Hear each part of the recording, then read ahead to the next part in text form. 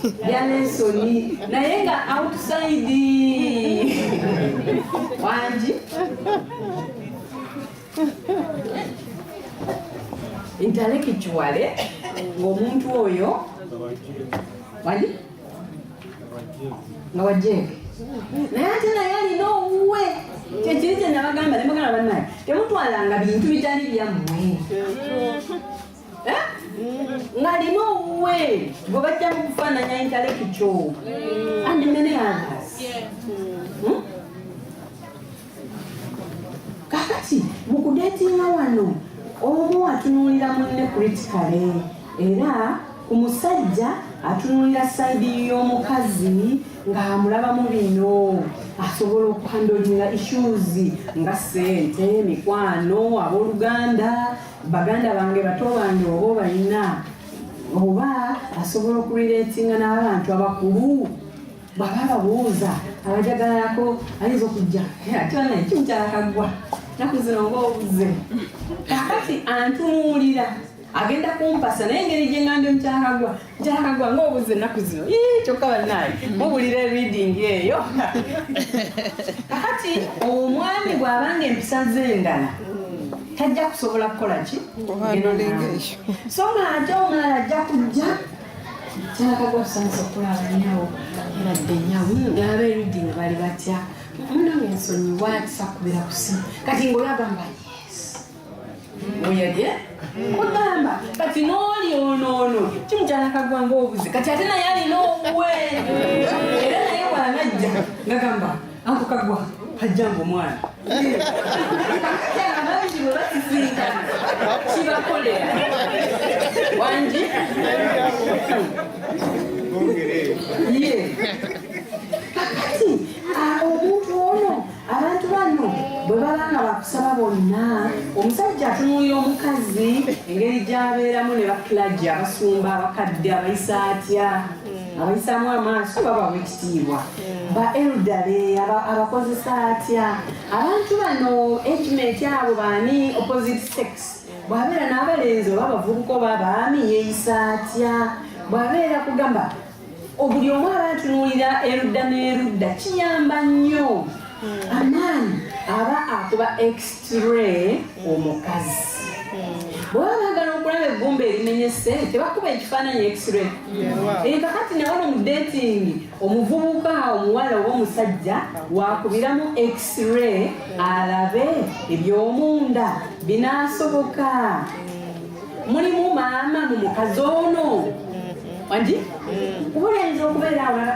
banaye bana abakyala abajja wano n'omwana tebamufaako banaye omwana bwamwe muteeka eri ezata mother kyokka nga omusajja ayagala azaale nga yasaba nadda mukama bwe ndi wasa ompa abalongo naye ngaomukazi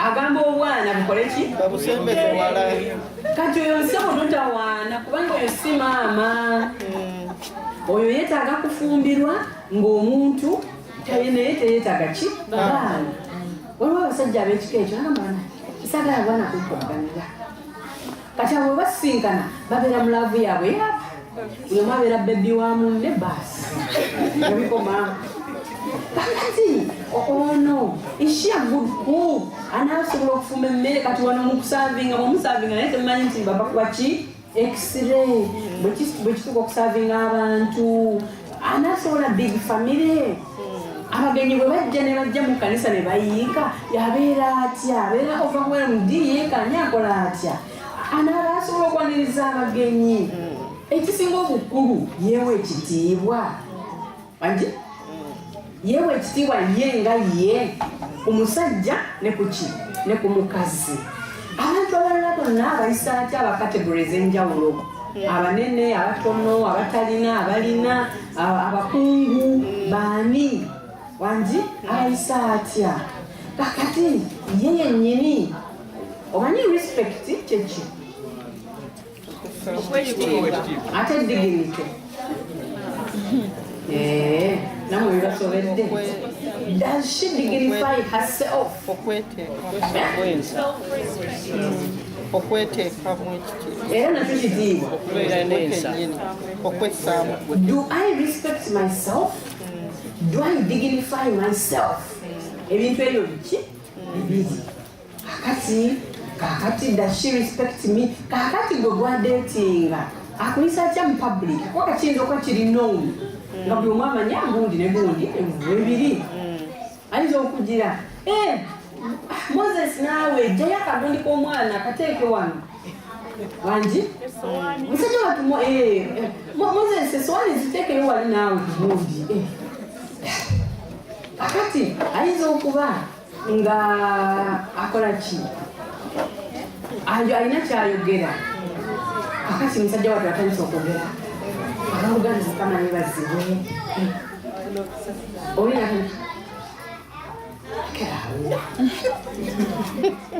Moses naawe oyogera nnyo abantu bakuwulire kakati omunaabeera mu maka n'omuwasa olowooza nakusirisa kyenkana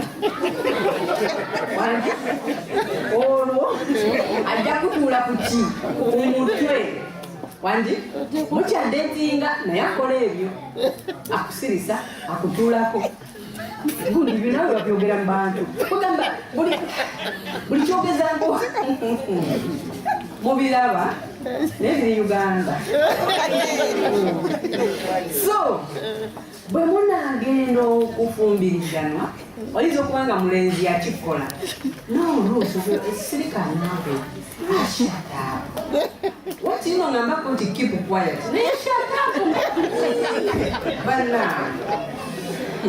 kakati ebyo byonna bibeera omwo physically, mentally, spiritually ebino byonna byetubeera tukola ki tutunuulira alina ekisa kindness, meekness, obwetoowaze, soft spokenedness oba akayuukana bukayuukani caregiver afaayo ali trustworthy reasoning capacity ye eriki wangi reasoning capacity reasoning yani kyeki mu Luganda ago mugweko nga tagirina naye ate nga naye alinaani alina obuwe gwe reasoning capacity yo webeera waggulu very high oli mutetenkanya oyo omuntu oyo ajja kuba kuzabuzawa wansi ogezaako kino n'olafuubana n'okola kino n'okola kiri kale nno kwega buli kimu ng'akola ki avuma kivuga akusika era amaka gammwe tegajja kutambula nnyo kugenda wala bwe ganaba gatambudde gajja kutambulira ku sinaironi speeds oba si ekyo weetamwe kakati emotional control mukaabi biki olumugambako n'atulika n'akaaba self control egenderamu ebintu bingi mu kwogera mu kukola mu biki byonna ali stingy olaba bamba kakono gamu ani erudda n'erudda ayinza okuba omukyala ekakono gamu tugendayo ne tukyala netunyumya natunyumiza mboozi ku mboozi ne kajuisi ka tropico ne kabula aliwo mu hearted aliwomu ali cleanless luli mwali mutandisa okusuna ate ebyasokisi ate biki nga biri eyo maaso kakati ebyo byonna omusajja n'omukazi byebifaananyi bye baagala okulaba binaaba bitya Bugembe yayimba kiri batya Besigye musezenyanyanyali nga bonna baliwa abali mu ggulu batudde kiri batya akali n'ono naye abaagala kulaba kinaaba kitya mu bufumbo kati mu kudetina kuno kw'abantu ababiri kwongera bond, it strengthens the bond by learning from each other era opateemu bwetejjaayo bulungi byayo ne bibeera clear dating period neggwako ne bagenda mu bufumbo obufumbo obwo bubeera questionable dating bwe yeetooloolera ku empty lies and promises mu maaso eyo obufumbo bukula nga bulimu amaggwa dating eno abantu bano ababiri bateekwa okuba as open as possible. Bangi? Kubanga ogenda mu contract gy'otojja kukola ki? Kubuukamu. Kakati bwe kibanga kiri possible singa kiba kyetaagisiza nga olwo bitanatereera wakiri mwongezeyoko ku dating period katono musobole okubaako byemukola ki byemumanya. Kakati munno bwakubuuza oba omukyala yabuuza ayagala okutegeera kino nakiri muddemu as open as possible. Oba omwami ayagala okumanya kubifa ku mukyala mubuulire nga mumanyi naye bwe nali mu senior tunazaala era akaana kange keeko ennaku zino twenkana akutwale ng'amanyi nti oliko ki gageji okusinga okukagamba nti kaana ka sisita wange bwemutuuka ebyembirize nga tutandika okutema mirango omwana atuuse okufumbirwa bagamba maama era olwo tajja kubeerawo era gwojja okubeerawo angi mugambe nze ninaakaki naawe omwami oyinza okuba wazaala mugambe nina obwana bwange busatu nk'okubaamu twakwanagana nti oli musinia 6 nendowooza tunaabeera ffenna naye tebyasoboka bale sinsobi gamba temwekubagiza temwenyiikaala nti no wagezaako kino ne kigaana. Pick up yourself and go on. Amen. Wanji? Ekimu ekimu tekirobera ki? Oba wagwa wali omanyi exactly ekyakusuula. Kakati pick up yourself kunkumula ettaka genda ki? Genda maaso. Obeere musanyufu. Nakugenda ne tubeera kuwongo. Ate banagamba batya baani what does God say? Katonda bw'aba yakisonyiwa ate abalala be baani? Wangi? Katonda bw'aba yakusonyiwa mwategeragana ne Katonda wo ensobi nagikola Mukama nsonyiwa nagamba mwana wange komawo mu kifuba kyange kakati tobeera ku olwo no genda kuki genda maaso siwagira ebikolwa ebyo temugamba ntanjibigeriwanakugamba nakyo sobola okudetinga nodapika notolomulala nedda waliwo already abamu nga bagwa mu bizibu edda ekizibu oba tonakigwamu don't even try it. Don't even think about it. Enda walingawo ka advert ka Pepsi Cola nga kali ka mu America simu bana wano kajja nga ka Pepsi Cola kakakebewe kati oli agenda nazanya basketball ne kati nga waliwo akakebeke bakaterese kati liri lyaveri ne lijjali kati nanga don't even think about it. Kakati naawe bw'oba tonogwa mu nsobi yonna ey'ekika kyonna don't even think about it. Keep pure. Omuntu gyali Mukama amuleeta nze mulabi. Amina. Amina nnyo. Amina. Amina. Emyaka ng'ogikyakusobozesa to date. Leka kwekubagiza emyaka ffe tugiraba wangi emyaka is just a number.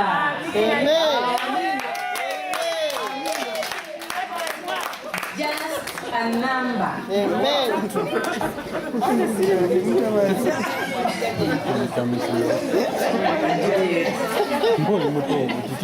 Gwe bw'ola ogamba janti 45 tebadeetinga womanyi nze ndaba Ibrahimu ne Sara babeera mu ddeeto nga mwami n'omukyala naye ate Katonda ebintu byabwe ebyamagero yabireeta eno wangi if you can still date go to date. Omukyala oba yakuddukako yagenda nga tebikyasobokera ddala kuddawo pick yourself up. Stand up. Stand up. Engoye ze walingo yambala ziyakumanyiramu zigabe ziwereze Uganda.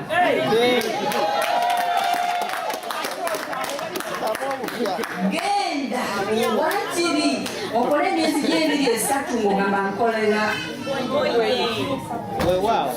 kuddawo. Genda musanuli akusalika akaviiri bulungi. Gulayo koloni, gula kapolo. Kola bunya bulungi. Genda kumanikiwa abawala babukole. Gulayo engatto gye yali tamanyi. Tusa ne kutambula.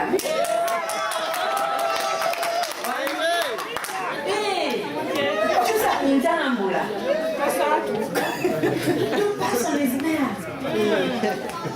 Kati omuntu oyo bw'onomala Mukama n'amukuwa ajja kujja akwera.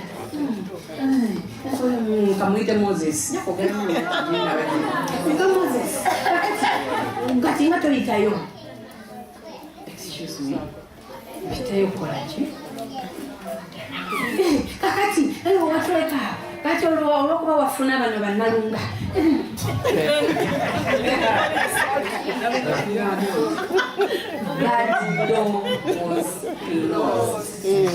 That chapter is closed.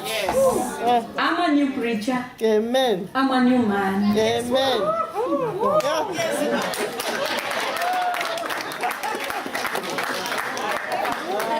Naye namala kulekawo ate nawe ne weeyongera omukyala yagenda naye musaasire banakusasira kutuuka ddi omusajja yandeka mungi ate nali nkozewo nti kale ate nze namuwanga ne ssente. Thank you wamuwa. That was then. Pick up yourself. Amen. Change your hairstyle. Amen. Amen. Yesu Kristo ebikolwa eby'emabega byali bibyo. Gwe wali weerondedde. Kabaka Singe gwe wagenda na mu apatimenti ye n'omulumba. Olwaleero saba Mukama, I want my divine man. Amen. Amen. I want to get my divine man. Amen. Mutani kukiyimba n'olwaleero. Mukama musajja wange alugwa mubanje. Mukama temumubanja ensonga lwaki tabawa? Gwe mubanje. Bw'oba olina ensawo bino by'omala gatambula n'osaatuuka engoye zonna ziri ziti byonna biveeko.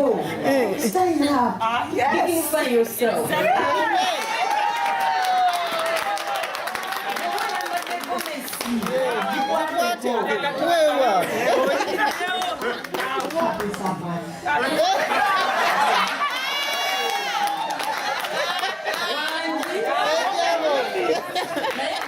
Ensawo yonna ejja anti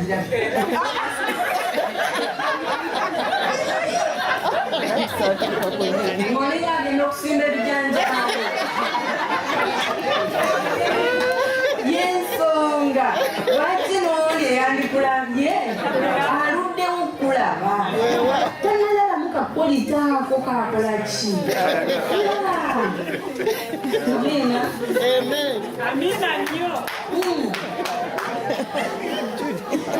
Kirungi nnyo okumanya package gy'okola ki otwaleeka. Bw'okitegeera ng'obudde bukyali kiba kyangu nnyo okukyapreciatinga n'okumanya engeri gy'onookikola ki gy'onookikolako. You appreciate, you adapt and you accept. Yeah? You appreciate what you are taking, you adapt it, and you accept it. You embrace what you are taking. Amina. Amina. Mukama tuwa omukisa.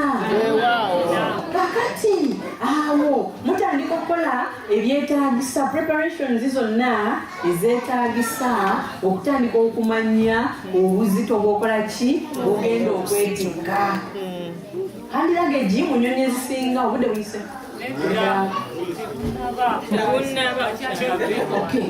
Kugamba omanya obuzito ki bw'ogenda okwetikka. Okay, you get to know the weight and its fragility. Fragile. Kikyekyo. Obugonvu bwakyo and all the beauty and the ugliness. Yes. Buli coin ina side, yes. What was the ugly side and the beautiful side? But chikugana okutwala coin eyo? No. Ero gitwala. Nomanya eno wali beautiful, eno wali ugly. But try to okulembeza the beautiful.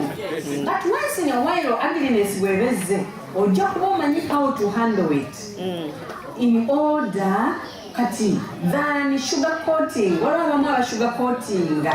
Munda mulimu kwinini naye kungulu ne bateekako kaki sukaali. Akati when you have already tied the knot nga mumaze okusiba empeta, then ebintu ne bitandika okuzaayo kamukamu ne bijjayo emitwe. Ebimu ne tubiraba ne tubisuppressinga ne tulowooza obana bye bulungi. That's when people ne babeera mu denial. Wanje? Ne babeera mu denial. Naye denial ekivaamu ebintu ne kyabika and you get to regret. Naye singa wano mu ntandikwa twamalirawo exactly biki etwetikka ne tumanya engeri y'okubikwatamu n'okubibeera nti nno tujja kumanya how to bear engeri y'okubisitulamu ne tukola necessary preparations ku byo kiba kituwa obufumbo obulungi mu maaso eyo. Kakati bwe tuba nga tudeetinga omu n'atandika n'okulimba okwo kujja kugenda kubanga tolina ngeri gy'omala kumpasa nagamba oyo mwana si wange wa sisita wange. Kati ekiro ky'embaga ne ndokagamba nti wange era nja kusigalayo naye singa oyogererawo nti wo kyandibadde kiri okukeera. Kakati ekirimbo ekintu kyonna omuntu bw'akizuula oluvannyuma nga mumaze okugattibwa luli twayogera ku lavometa. Wano mu dating lavometa egenda yambuka mpola mpola paka n'etuuka waggulu. Kakati bwe mumala okubeera mu bufumbo n'ozuula ekintu kye batagamba bw'evaayo bwekyo bwekka eyinza okumenyekera wansi awo n'osigala mu bufumbo naye nga lavometa eriwa zero mu minus. Whether wano wegenda mu minus kyekibeerawo you freeze. Kitegeeza nti n'amaka gabeera mu deep freezer. Kibinyo kyanaku. Yensonga lwaki amaka temukyali ki Sanyo mukyali joy, temukyali joy, temukyali trust, temukyali peace, temukyali ne haga. Temukyali na haga. Olw'olovometa yakola ki? Yamenyekera yakubira wansi eyo. Kakati omuntu wamanya ebyo nti wamulimba.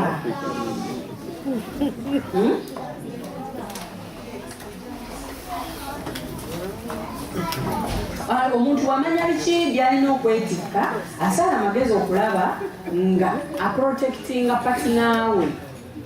Wanje singa omwami mugamba tewange nina ekizibu kino na kino na kino n'akitegeera bulungi nagamba tofaayo tujja kisabira amagezi afuna engeri gyamprotectingamu okuva ku famire okuva mu mikwano ne mu bantu abalala bonna ng'era nyimirirawo ng'era ekizibu kyange ekyo kijja ajja mangu n'akola ki n'awanirira ako kaluusi mukaleke munsonyiwe ku oyo kubanga ekintu kyakola ki akimanyi kakati naye wabanga takimanyi oba biki teyabitegeera ofuna attaaka okuva mu famire oba relatives mu friends bascoffers ne batandika si be basekereza ne batandika okuseka wangi era abantu abasinga wo bagweramu amaanyi ne future plan zonna nezikola ki naye waliyo omuntu ajja kuba nga asobola okudifendinga obudebwede wandikutaana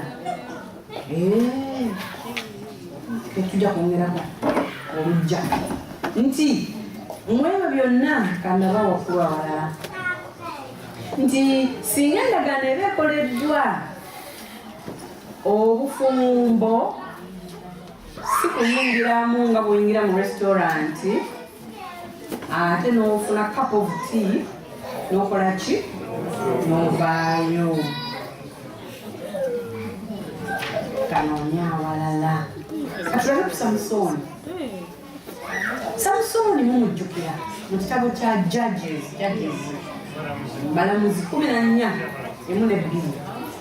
nti olumu samusoni n'aserengeta ettimuna n'alaba omuwala omufilisitiya oba omufirisuuti n'addayo eka n'agamba kitaawe nennyina nti naye omuwala omufirisuuti ettimuna kale mumumpasizeeyo yali amumanyi kati samusoni bwe yava ewaabwe n'aserengeta ddo n'alaba omuwala nagamba oyo muwala wange nti muwala wawe wali kati olwava awo n'addayo eka n'agamba bazadde be nti bakole ki bamumuwasize naye samusoni ono yali mulaavu laavu ye yamusindika awasa omukazi oyo yali lasti kakati bw'abeera mu lasti he desired her bible wegamba ey'oluzungu desired the next thing was marriage naye ate samusoni wamala omuwasa kyokka te n'amulekawo story omugimanyi n'amulekayo mu bazadde be neyeddirayo ewaabwe n'abeereyo taata w'omuwala n'akwata omuwala n'akola ki n'amugabira eyali bestimani wa samusoni kati samusoni bwe kimutika kazi nawasa n'addayo mukazi wange aluwa tiffe twamugabadde twali tumanyi nti omuwakola ki omwagala n'akakola olutalo olunene n'agamba kambakuba nawe kabakuba naye nga dating ye courtship biki byonna teyamala kola ki kwetegereza naffe obwetutyo olumu tugwa mu bizibu bwetutyo omuwala asanze omuwala ku pate y'abannauganda ennene omulenzi asanze omuwala ku pate y'abannauganda nagamba ono namukola ki bwengenda kuwasa ate fe omukazi olugamba ngenda kuwasa ffe tetubuuza bingi abakazi twagala okufumbirwa yensonaffe olumu tugwa mubizibu munsobi munange nga mutwala samusoni tulabanga papasi ya samusoni eyali ow'obuweereza neefa amaze okugira oyo bamugabye n'afuna Delita oyo naye n'amubuukira ebyama bya katonda byanyamuteresezza samusoni n'abyasa oli amuwewetanga naye nawe samusoni wazimatonjagala mbuulira yali laaveeyo kyekiri kye twasomye eri abenzi n'abakaba samusoni yali mu kukabawala n'aleka emirimu gya katonda wali n'adda mu kukabawala tufiiriddwa abavubuka mu kkanisa bane badde ab'amaanyi abadinkoni abakadde abasumba badda mu kukabawala ne batuuka okugaba emirimu naye bannange bunditandikibadde omulimu naye nedda akola ki asitaatinga nnyo ne samusoni bwatyo bwe yali kakati naye mu byo byonna ne tulaba omusajja omulala bw'oba ogenda okuwasa mu bubukaani wano omwami ali wano weebala kuwasa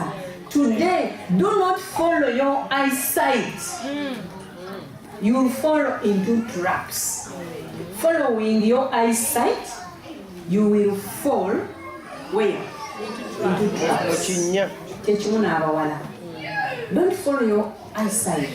Oyinza okulaba kihanka banaye omwana alina yakula ayambala essuugi bwanti ng'anyumye ogamba y'ono naye maaso wangi kiri so costly and painful. Yosefu naye yali muvubuka nga ffe nga mmwe bwe yalendetinga Mary. Yosefu yali musajja mukulu, yali yawasaako mukyala perhaps yali yafa n'adetinga Mary. Naye ngenda okulya nga Mary ng'alina ki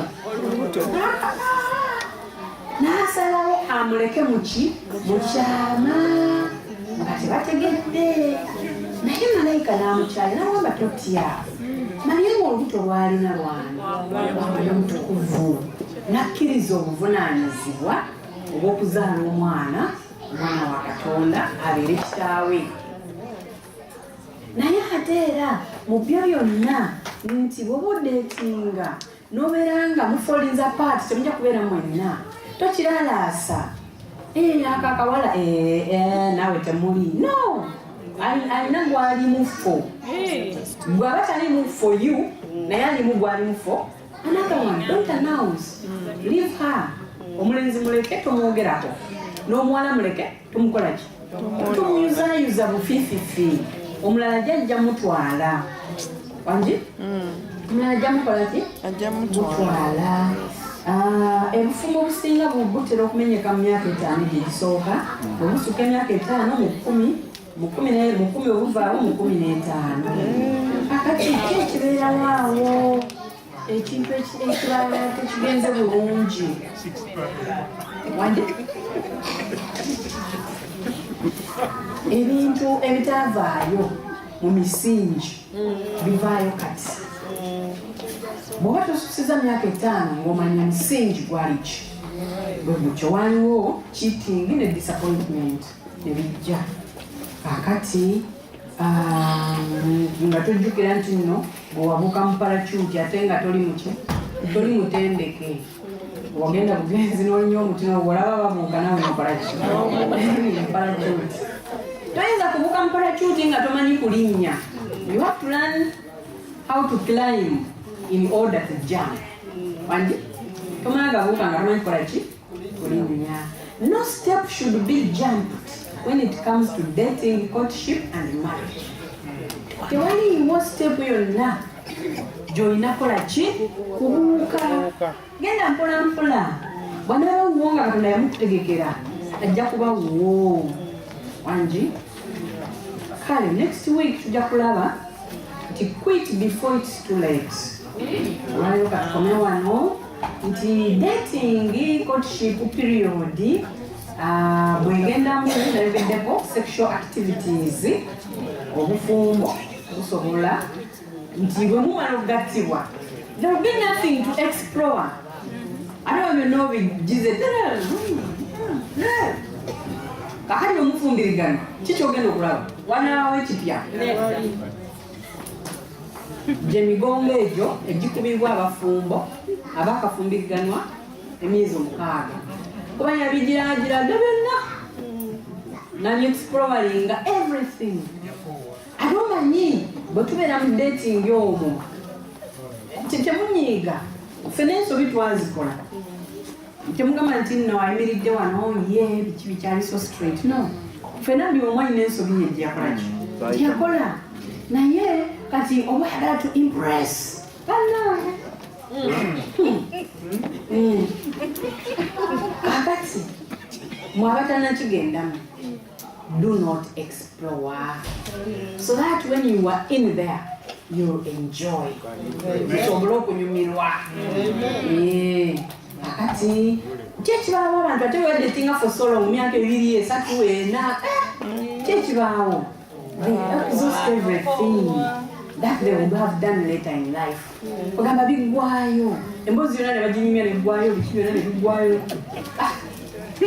Kati but developing a certain habits and attitudes towards each other. If they date for too long, they get so familiar, bamanyirigana nnyo bonna, in that they lose respect and value for each other. Wangi? Yeah. Bw'oba datinga, don't date for too long. Value ne respect ejakola ki? Beba abagole boolaba ku mbaga eno batudde eno bakayuka na bukayuka. Ono w'ebifaananyi abayi mugire mutereke. Smiling. Nyatenda kutereka. Lwakifaananyi olumala. Bugamba, ng'embaga yonna efuuse kikatemba. Whether they've been dating for too long, myaka 3 4 5. Biki by'obuuzi bye bitaggwayo. Abazadde bonna bategedde, olwo wafiiriddwa ogenze n'okuziika bakulabye, bamanyi ono ye muko waffe okay biki. Then what? Date for a certain period. Mulekeemu ekintu kiri exciting nti bwe munaagenda mu honeymoon. Mujja kubanga buli yonna buli omu ng'ali waawo. Kama bawumbi.